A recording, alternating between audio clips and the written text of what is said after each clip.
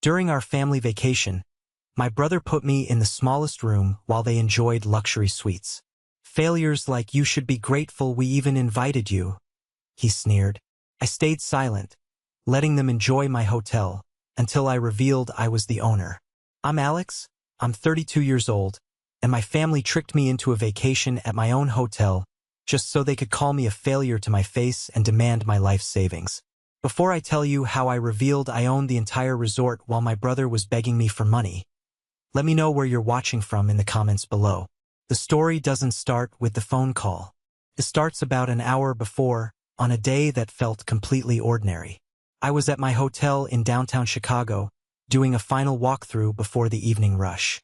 The general manager was walking with me, clipboard in hand, but I was the one noticing the tiny details. A scuff mark on the baseboard of room 304, a flicker in one of the recessed lights in the hallway, the faint scent of chlorine near the indoor pool that meant the ventilation needed a slight adjustment. I'll have maintenance on that scuff mark within the hour, Mr. Sterling. The manager, a sharp woman named Elena, said. No need to call them up, I told her, crouching down. I pulled a small cleaning wipe from an inner pocket of my jacket, a habit I'd never lost from the early days, and rubbed the mark myself. Came right off. It's about being proactive, not reactive, Elena. That's the Sterling way. She smiled. Yes, sir.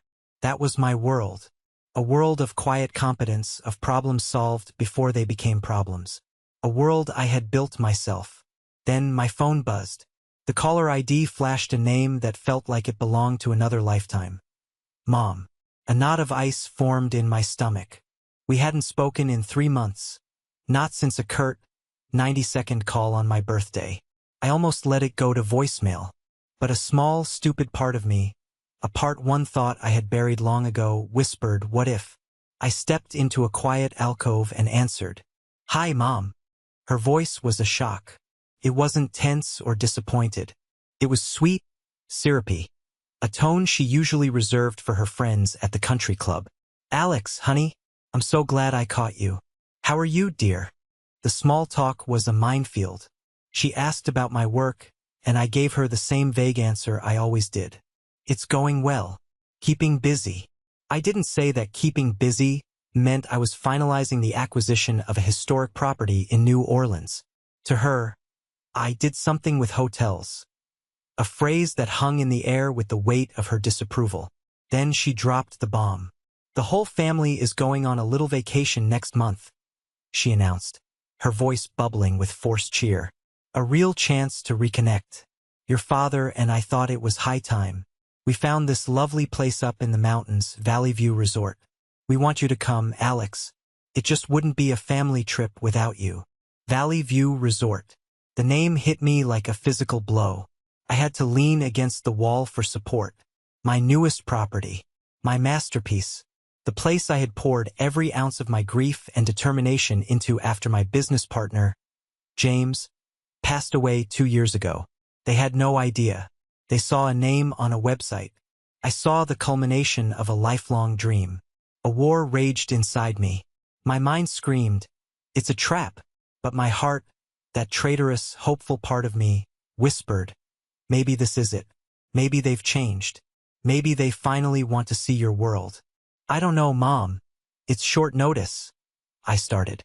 Oh, please, Alex, she pleaded, the sweetness in her voice turning sharp for a second. It's important to your father. It's important to me. Just say yes. And against every rational instinct, against 8 years of painful history, I did. I said yes. That single word would set in motion a chain of events that would either heal my family or shatter it for good. At the time, I had no idea it was going to do both. The drive up to the mountains a month later was filled with a nervous dread that felt sickeningly familiar. It was the same feeling I used to get in college before coming home for the holidays, knowing I'd have to defend my grades, my choices, my very existence. I pulled my rental car up to the grand, timber-framed entrance of Valley View and saw them waiting. My father, Richard, stood with his arms crossed, his posture rigid. My mother, Helen, gave me a tight, fleeting smile that didn't reach her eyes. And my older brother, Ryan, the golden child, just watched me get out of the car with an air of smug amusement. The family portrait of my disappointment. "Alex, you made it," my father said, his tone making it sound like a surprise. He looked at my perfectly ordinary rental sedan.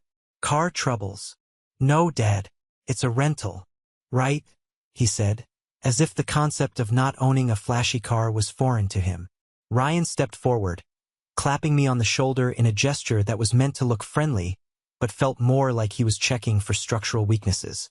"Glad you could make it, little brother. The air up here will do you good." The subtext was clear. Maybe some fresh air will clear the failure out of your head. As we walked into the lobby, I felt a surge of pride mixed with anxiety. The soaring ceilings, the massive stone fireplace, the scent of pine wood and leather. This was all me. This was my dream made real. And my family was walking through it like it was just another building. Gregory, the hotel's general manager, was at the front desk. His warm, professional smile was a welcome sight. He was in his late 50s, a man with kind eyes and a core of steel. His gaze met mine, and for a fraction of a second, his smile became genuine, his eyes widening in recognition. He started to move from behind the desk, his mouth forming the words, "Mr. Sterling." I gave him the signal we'd agreed upon if this ever happened. A slight, almost imperceptible dip of my chin. Gregory's professionalism was a thing of beauty. He immediately checked his posture, the professional smile snapping back into place. "Welcome to Valley View," he said, his voice a smooth baritone as he addressed our group. "We trust your journey was pleasant." Ryan, of course, took charge. "It was fine. We have reservations. A grand suite for my parents, Richard and Helen Sterling. A junior suite for myself. And," he paused, looking at me with theatrical pity, "a standard room for Alex Sterling." Gregory didn't flinch. He just tapped at his keyboard. "Of course, sir. We have your rooms ready." He handed out the key cards. As he passed me mine, his fingers brushed against my palm for a split second, a silent message of solidarity. I knew in that moment I had at least one ally here. The suites, of course, were magnificent. Lake views, balconies, soaking tubs. Then Ryan led me to my room. It was in the service annex, a separate, older building connected by a covered walkway. The room was small, clean, and soulless. The window offered a stunning vista of the resort's garbage and recycling dumpsters. "It's cozy," Ryan said, leaning against the doorframe, that smirk playing on his lips again. "Should make you feel right at home." "It's fine, Ryan," I said, my voice dangerously quiet. "Good. Well, settle in. Dinner's at 7. Try to look presentable." He walked away, whistling. I dropped my bag on the floor and stared out the window. Presentable. As if I were a stray dog they'd reluctantly let into the house. I could feel the old anger, the familiar sting of humiliation, rising in my throat. I had to fight it down. I wasn't that powerless kid anymore. I wasn't here for their approval. I was here for the truth. Dinner was held in the Hearth, our signature restaurant. It was built around the massive stone fireplace I'd seen in the lobby, a tribute to the first one James and I had built together. I could almost feel his presence there, his calm, steadying energy. I needed it. My father ordered a bottle of wine that cost more than my first car, and immediately launched into a monologue about Ryan's brilliance. "He's a vice president now, you know," he announced to the table, though we all knew. "They're talking about giving him the whole Midwest region by next year. It's about having vision, a killer instinct. Some people have it," he said, looking pointedly at me, "and some people don't." "Dad, please," Ryan said, feigning modesty. "I just work hard." "Nonsense, you're a born leader," my mother gushed. Then she turned her attention to me. "So, Alex, how are things in the hospitality world?" She said the words like they tasted bad. "Things are good," I said, keeping my answer short. "Are you still at that little inn in Vermont?" she asked. Our little inn was now a 5-star property that had been featured in travel magazines. But they'd never bothered to check. "I manage a few different properties now," I said. "Manage," my father repeated, savoring the word. He leaned forward. "Let me give you some advice, son. Management is a dead end. You're just a caretaker for someone else's dream. To really make something of yourself, you have to be an owner. You have to take risks. But I guess that's not really in your DNA. The hypocrisy was so staggering it was almost funny. Here he was, a man who had worked the same safe accounting job for 40 years, lecturing me on risk. The rest of the dinner was a masterclass in passive aggression. My accomplishments were ignored, my opinions were dismissed, and my presence was treated as a charitable act. I retreated into myself, becoming an observer. I watched Ryan and I noticed things. He checked his phone constantly under the table. His knee bounced with a nervous energy that his confident facade couldn't quite hide. He drank his expensive wine a little too fast. The man trying to project an aura of supreme success looked, to my practiced eye, like a man on the verge of panic. That night, sleep was impossible. The silence of my little room was louder than any noise. I got up and walked, letting my feet carry me through the quiet, sleeping hotel. It was my creation, and in the stillness of the night, I could feel its heartbeat. I walked past the conference wing, a new addition we'd just completed. A sliver of light shone from under the door of a small boardroom. I heard a voice, panicked, frantic whisper. Ryan's voice. I flattened myself against the wall, my own heart starting to pound. I don't care what you have to do. Just move it. He was hissing into his phone. The arrogance was gone, replaced by raw fear. The quarterly audit is next week. If they see that deficit in the client trust account, I'm finished. Do you understand? Not just fired. Finished. A pause. My blood ran cold. Client trust account. That wasn't just a bad investment. That was a crime. What do you mean you can't? He whispered, his voice cracking. It was supposed to be a sure thing. A 2-week bridge loan to myself, that's all. The crypto deal was supposed to triple the money. I know it was stupid. Don't tell me it was stupid now. Another pause. How much? No, that can't be right. The market dipped that much. He sounded like he was going to be sick. Where am I supposed to get that kind of money? It's a fortune. I didn't need to hear any more.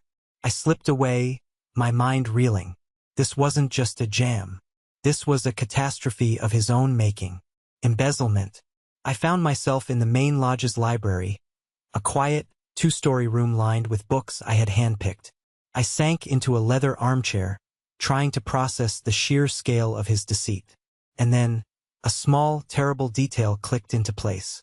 On the ornate coffee table, next to a stack of art books, was a laptop. Ryan's laptop. He'd left it open, the screen glowing faintly in the dim light. My conscience screamed at me to walk away.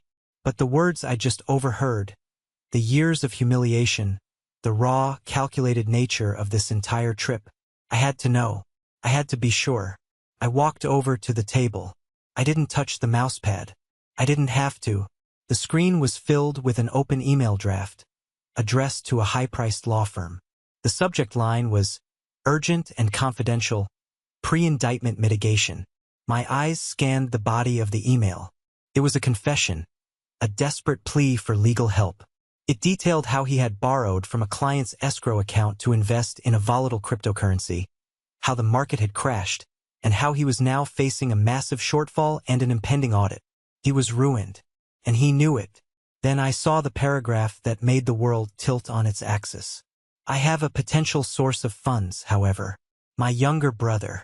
He has been moderately successful with a small B&B business. He is notoriously frugal, so he likely has significant savings. My family has arranged a gathering under the guise of a reunion. The plan is to impress upon him the gravity of my situation and leverage familial duty to secure the necessary capital from him. He is our only way out of this. Guise of a reunion. Leverage familial duty. Secure the necessary capital.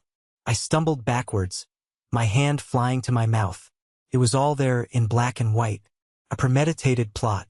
They had lured me here, to a place of luxury I couldn't possibly afford, to make me feel small, to make me feel like the failure they'd always told me I was. And then, they were going to present my brother's criminal mess as a jam and emotionally blackmail me into funding his escape. They weren't just asking for a loan. They were planning an emotional heist. The last flicker of hope I had for them, the one that had stubbornly refused to die for 8 long years, was finally brutally extinguished. In its place, a cold, hard certainty settled deep in my bones.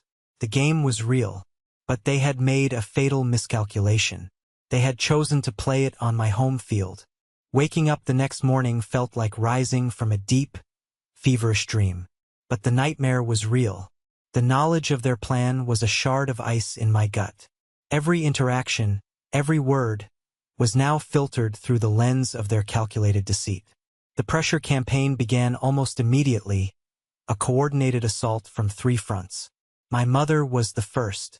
She found me by the large bay windows in the dining room, looking out at the lake. She came up beside me, placing a hand on my back.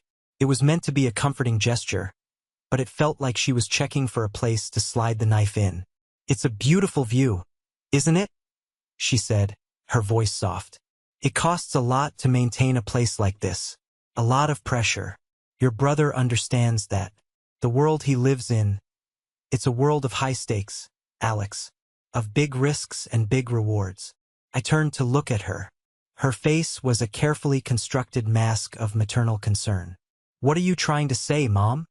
"I'm saying he needs us right now," she said, her eyes welling up with practiced tears. "He's our son, your brother. He's made a mistake. A business miscalculation. Could happen to anyone. Family is supposed to be a safety net. We have to be his safety net." It was a brilliant performance. She'd framed his crime as a simple error and my potential refusal as a heartless betrayal of the entire family. She was trying to preemptively guilt me into submission. My father came next. He cornered me in the hotel's quiet, wood-paneled library, a book in his hand that he wasn't reading. He got straight to the point. "Your mother tells me she spoke to you," he said, his voice low and firm. "I'm not going to beat around the bush, Alex. Your brother is in trouble. He needs our help, and you are in a position to provide it. You've lived a simple life, you haven't had the expenses Ryan has. A wife, kids, a mortgage. You must have a considerable nest egg saved up." It was astounding. He was essentially claiming that my lack of a family and my supposed failure of a career meant I was their designated cash reserve. My responsible, frugal life was now being defined as an asset he was entitled to liquidate.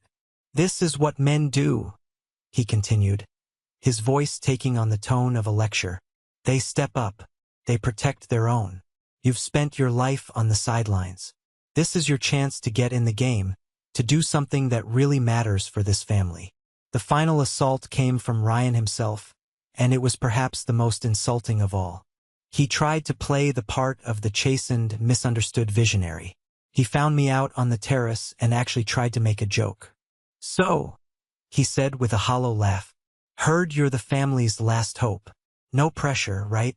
I just stared at him. His fake bravado crumbled. "Look, Alex," he said, his voice dropping. "I messed up. Okay. I took a big swing and I missed. That's the difference between you and me. I'm in the arena getting bloody.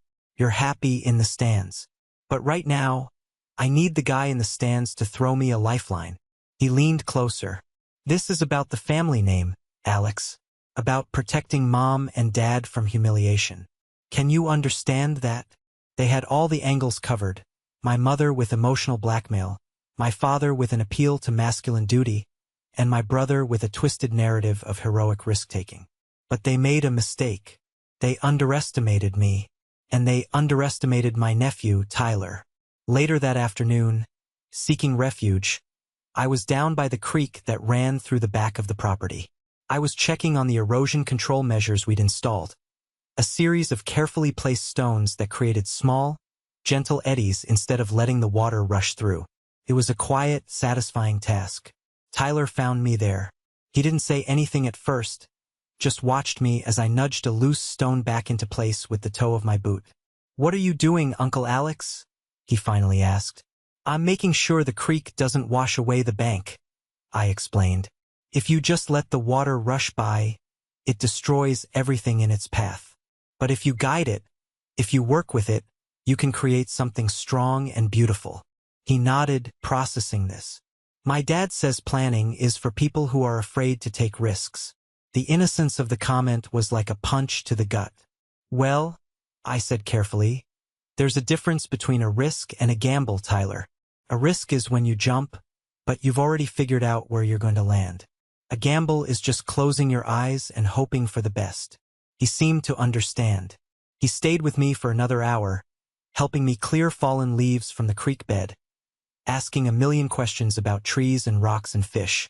In his simple, unfiltered curiosity, I found a moment of peace, a reminder that not everyone in my family was wired the same way. The peace was short-lived. That evening, before dinner, Ryan decided to stage a little public dominance play. He gathered us all in the main lodge, which was bustling with other guests checking in. You know, Ryan said loudly, gesturing around the lobby, for a place this expensive, you'd think they'd have better Wi-Fi. I can barely get a signal. It's unprofessional. He looked directly at me, a challenge in his eyes. You manage hotels, Alex. What's your expert take on that? He was trying to humiliate me, to paint me as incompetent in the one area where I was supposed to have some knowledge. He wanted me to get flustered, to make excuses. I didn't even look at him. I took out my phone, typed a short text, and put it back in my pocket. I'm sure they're working on it, I said calmly. Less than 60 seconds later, Gregory appeared at my elbow.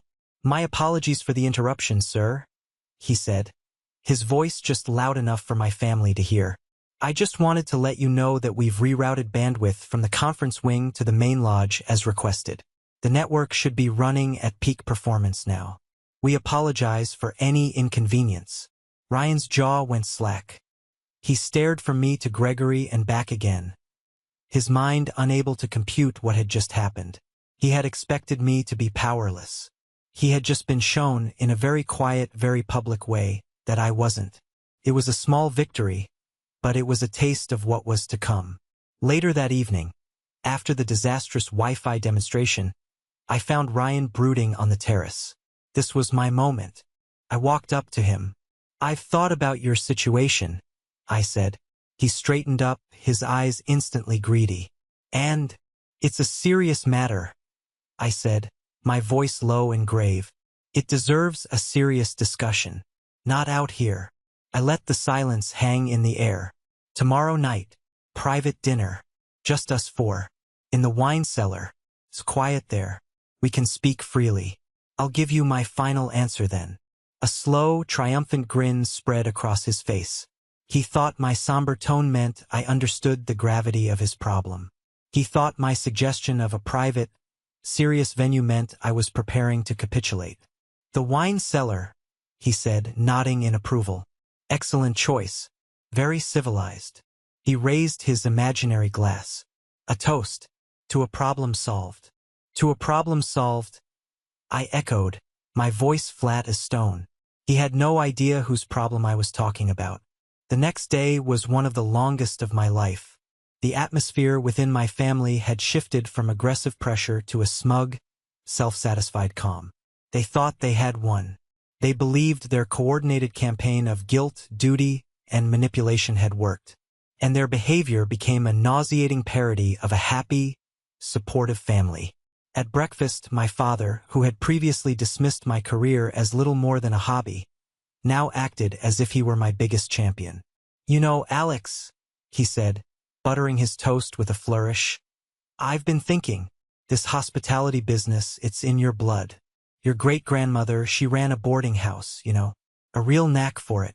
You get it from her. I just stared at him. He had never mentioned a great-grandmother with a boarding house in my entire life. He was inventing a folksy, respectable lineage for me, now that he believed my nest egg was about to become his property. My mother, meanwhile, treated me like a prized calf being fattened for slaughter. Are you getting enough rest, dear? She'd ask, her voice dripping with fake concern. You look a little pale. Let me get you some more juice. She fussed and clucked around me, her every action a down payment on the fortune she expected me to hand over. The most galling part was watching them plan. They did it right in front of me, sitting by the pool in their expensive resort where, talking in low, conspiratorial tones they thought I couldn't hear. They were discussing my money, my life's work. The first transfer will go directly to the client account, Ryan said, tapping figures into his phone. That stops the audit cold. Then we'll need to allocate a second amount for the legal team to smooth things over with the SEC. It's all about presentation. And what about you, son? My father asked, his voice full of paternal pride. Once this is all behind you, you'll need to project an image of stability. A new car, perhaps? Nothing too flashy, but something that says you're back on top. Absolutely, Ryan agreed. And a trip for the family. Hawaii, maybe. We'll deserve it after all this stress.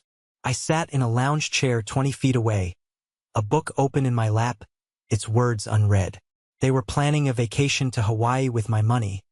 Money they were going to get by blackmailing me into covering up my brother's felony. The sheer, breathtaking arrogance of it was a spectacle to behold. They weren't just thieves. They were connoisseurs of their own entitlement. To escape them, I sought out Gregory.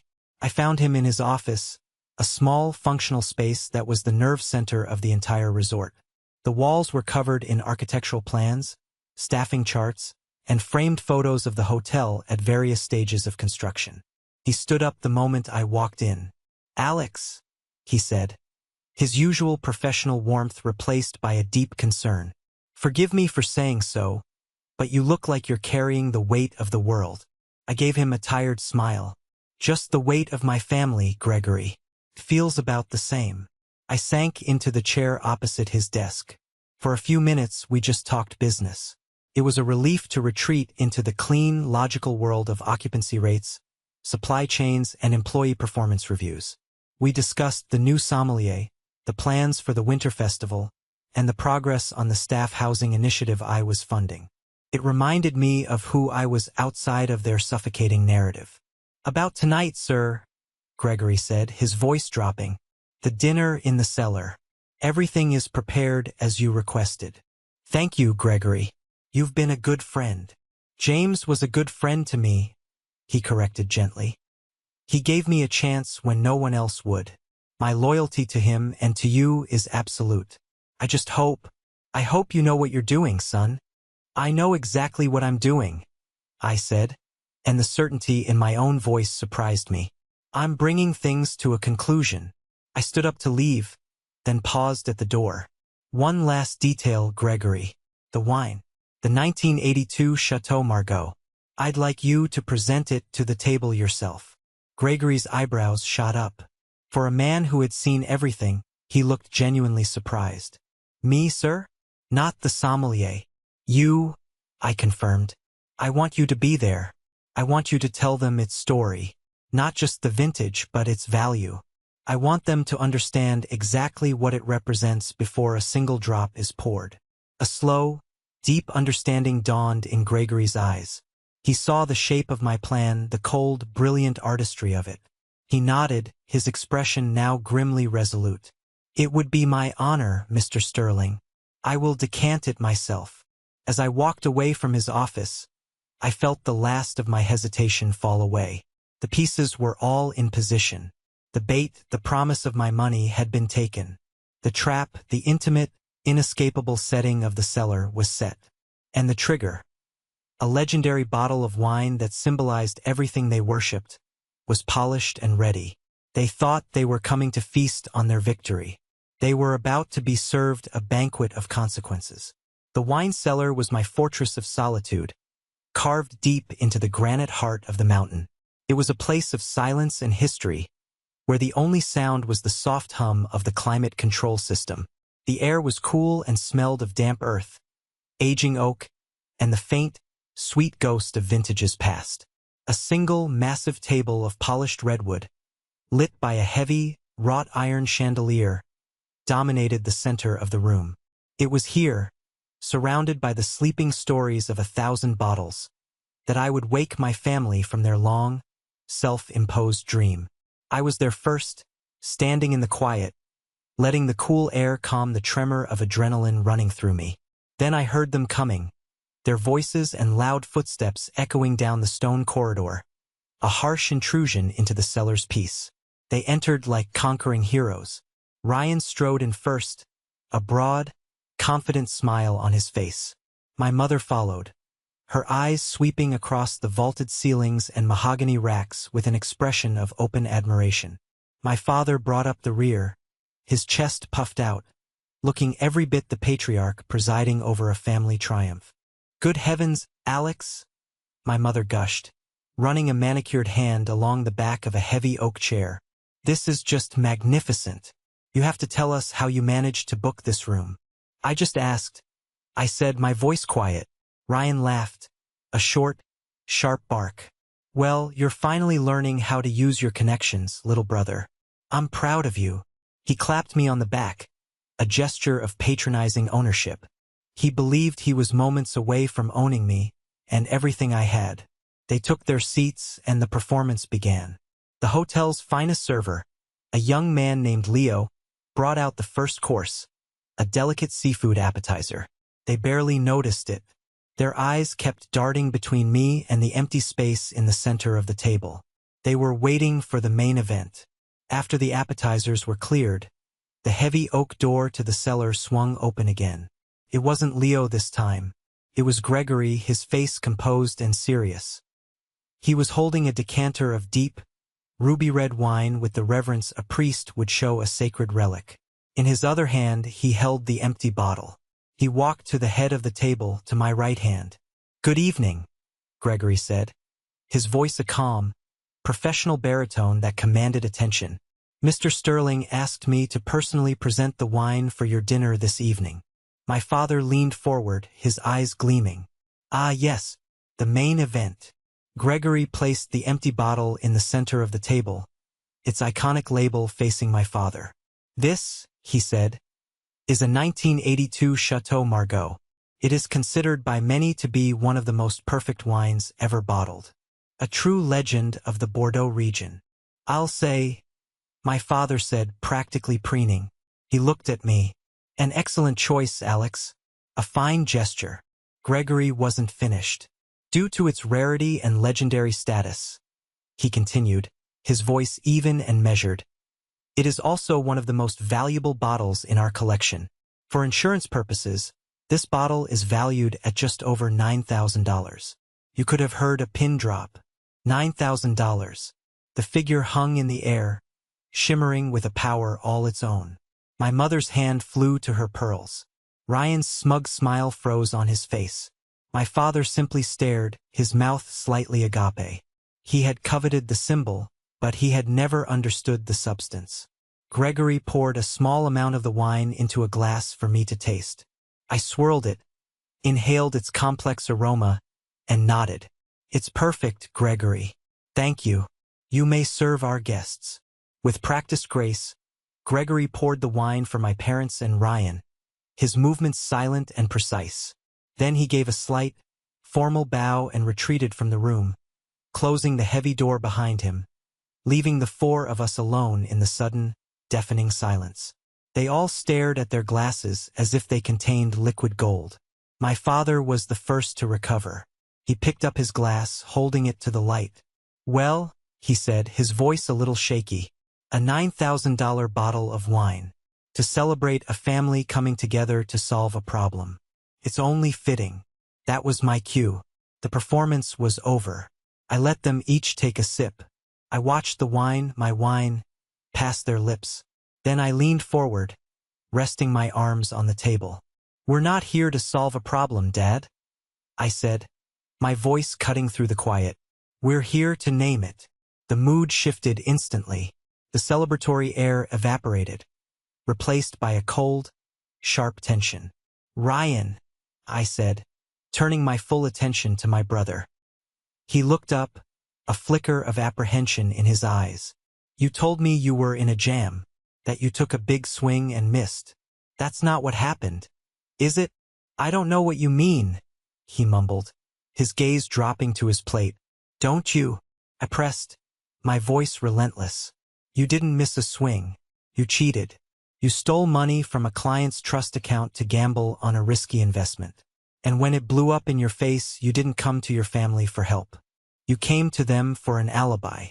You cooked up this entire vacation, this whole story, So you could trick me into paying for your crime. My mother gasped.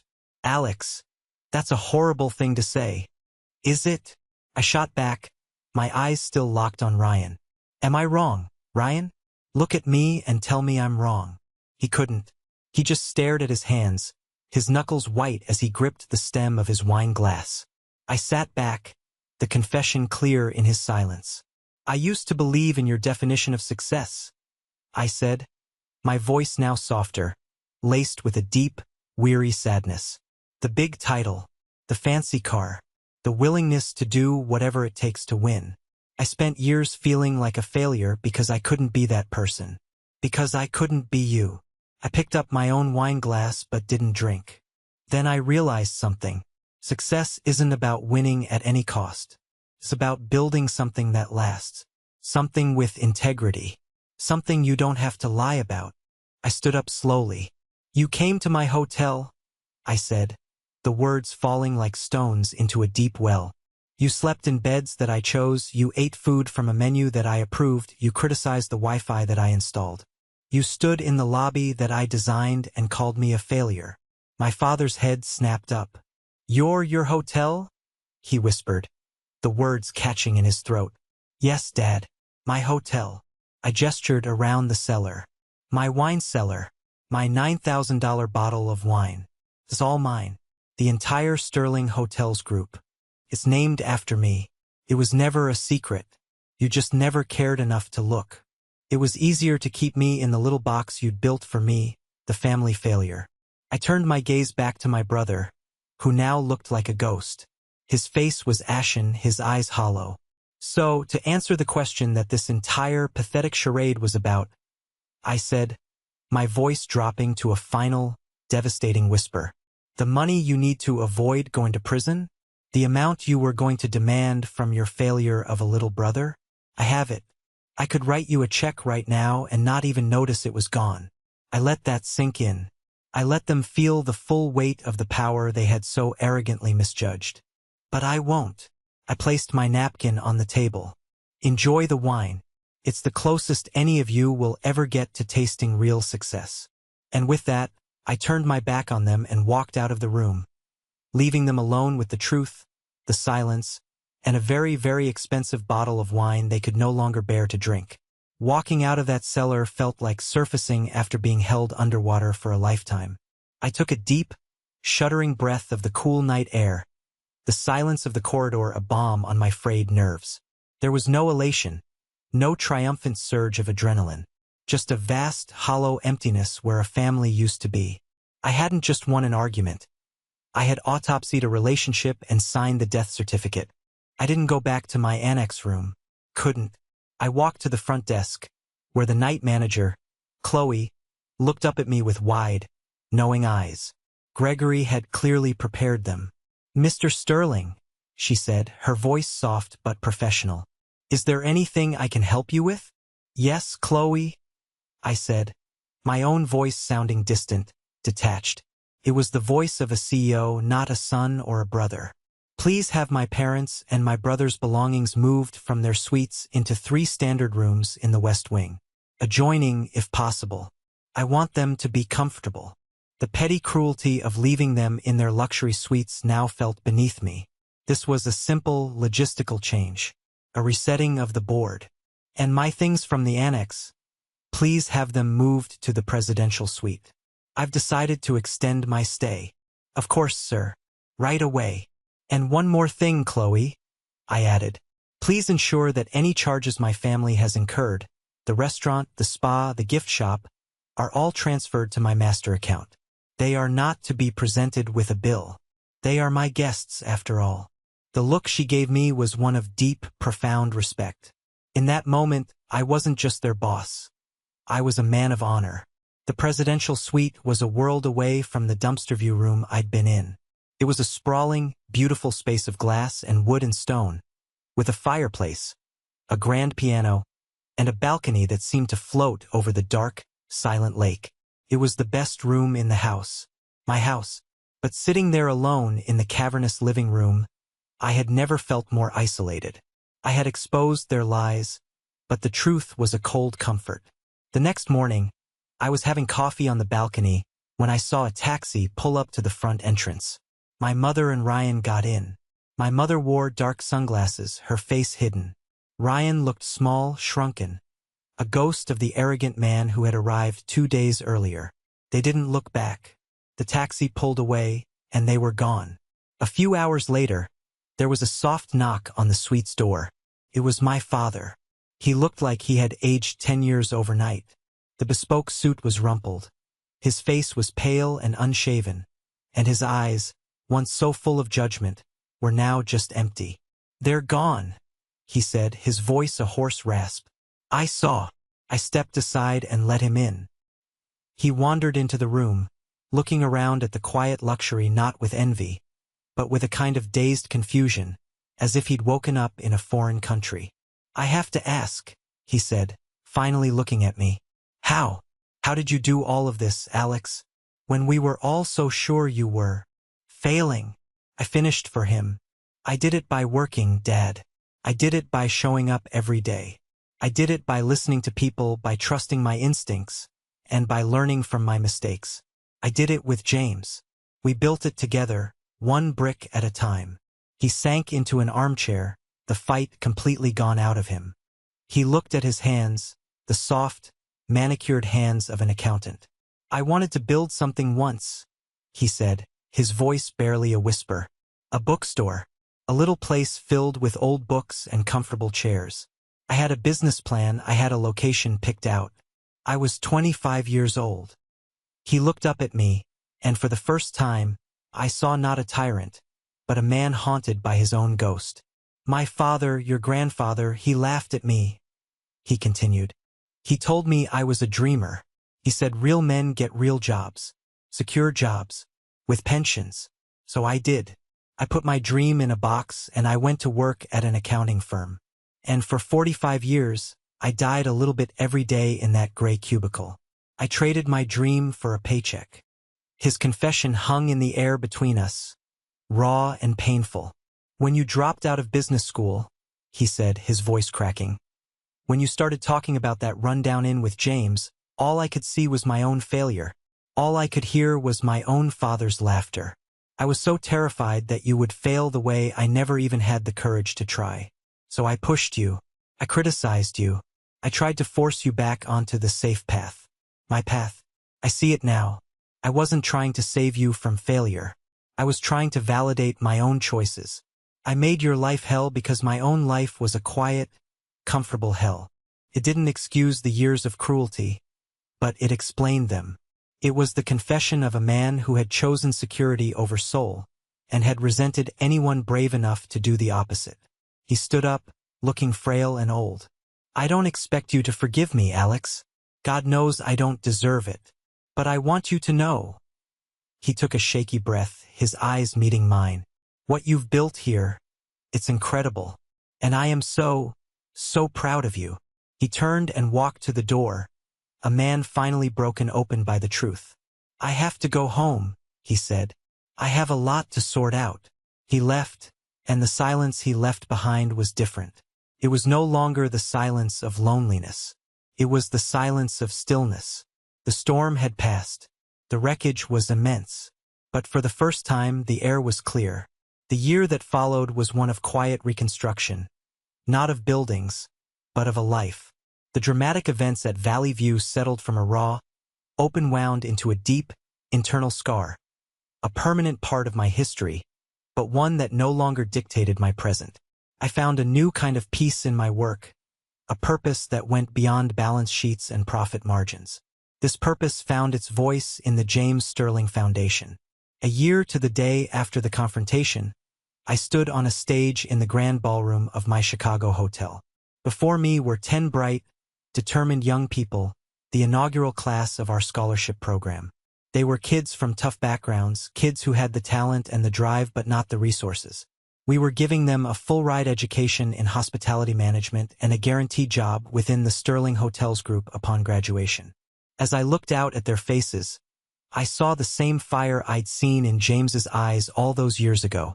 "A hotel isn't just a building," I told them, my voice echoing in the packed ballroom. "It's a promise. It's a promise of safety, of comfort, of a moment of peace in a chaotic world. The work we do is not about luxury. It's about dignity. Today, we're not just giving you a scholarship. We're inviting you to help us keep that promise. After the ceremony, a young woman named Maria, one of the scholarship recipients, came up to me, her parents standing shyly behind her. "Mr. Sterling," she said, her eyes shining with tears. No one has ever believed in me like this before. You haven't just given me an education. You've given me a future." That, I thought to myself, was a better feeling than closing any multimillion-dollar deal. Life settled into a new rhythm. I traveled between my properties not as a remote owner, but as a hands-on leader. I knew my staff by name. I ate in the employee cafeterias. I continued to build, not just hotels, but a culture of respect and integrity. One rainy afternoon in Seattle, about 18 months after the incident, I was leaving a meeting with a team of architects. As I waited for my car, I saw him. Across the street, struggling with a broken umbrella, was Ryan. He looked diminished. The expensive suit was gone, replaced by a cheap-looking raincoat. He was thinner, and the old arrogance in his posture had been replaced by a weary slump. He was trying to get into the offices of a small, local paper company. He was a salesman now, peddling ads. Our eyes met across the stream of traffic. A flash of recognition, then panic, then deep, profound shame washed over his face. He quickly looked down, fumbling with his briefcase, pretending he hadn't seen me. I got into my waiting town car, my driver holding the door for me. I didn't feel triumph. I didn't feel pity. I felt like I was looking at a complete stranger. The vast gulf between our lives was no longer about money or success. It was about the choices we had made and the men they had turned us into. The final piece of the past fell into place a few months later.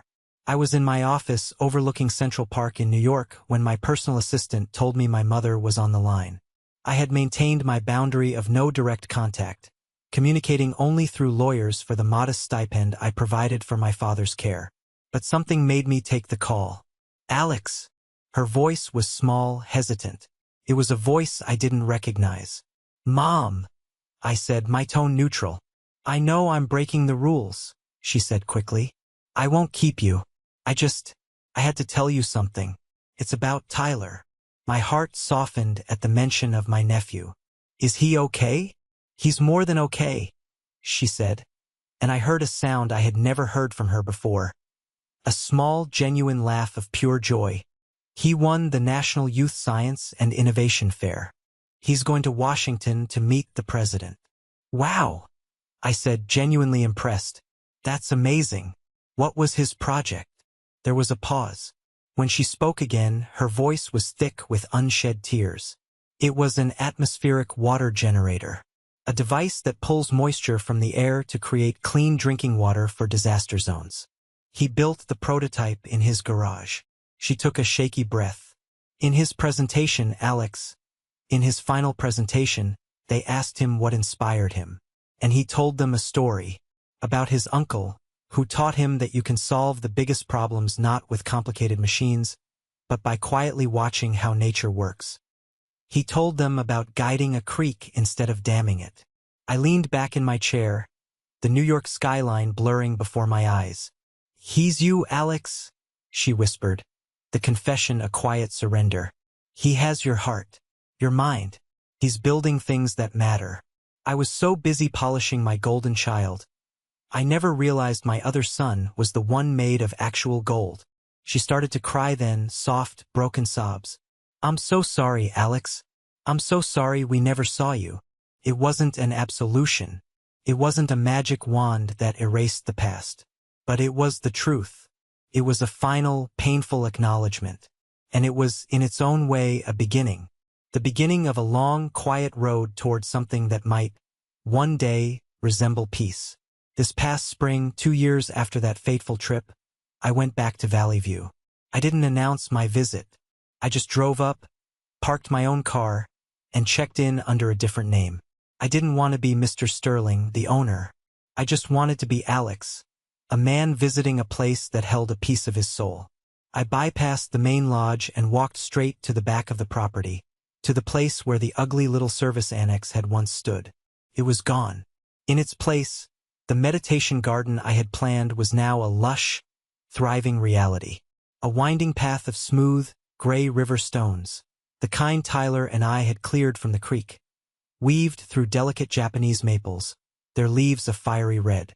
A small, artfully constructed waterfall trickled into a pond where brilliant orange and white koi swam in lazy circles. The air was filled with the scent of damp earth and pine, and the only sound was the gentle music of moving water. A simple bronze plaque was set at the entrance, half hidden by a cluster of ferns. It read, "The James Sterling Memorial Garden, in memory of a man who believed in building things that last." I sat on a smooth stone bench facing the pond, the morning sun warming my face. I thought about the journey that had brought me here, the years of feeling like an outsider in my own family, the sting of their casual cruelty, the crushing weight of their betrayal. I thought about my father's sad confession, Ryan's hollowed-out existence, and my mother's final, tearful phone call. The world wants to give you neat, tidy endings.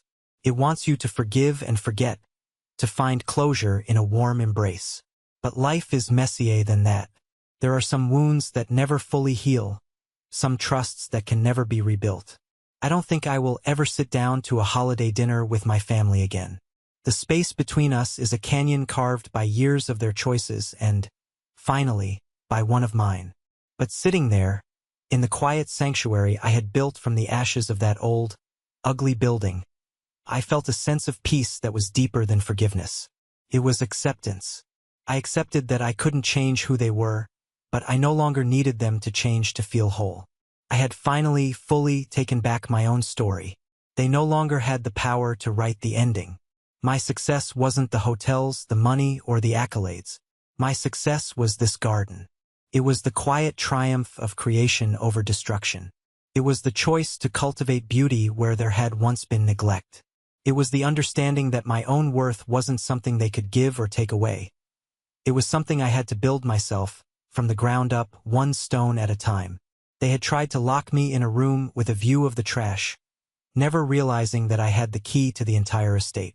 And from the garden I had built, I could finally see a clear, unobstructed view of the sky.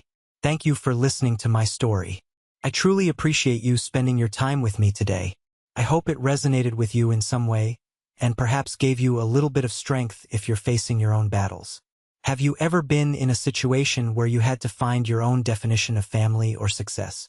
I'd be honored to read your story in the comments below. Please don't forget to like this video and subscribe to the channel so you don't miss what's next.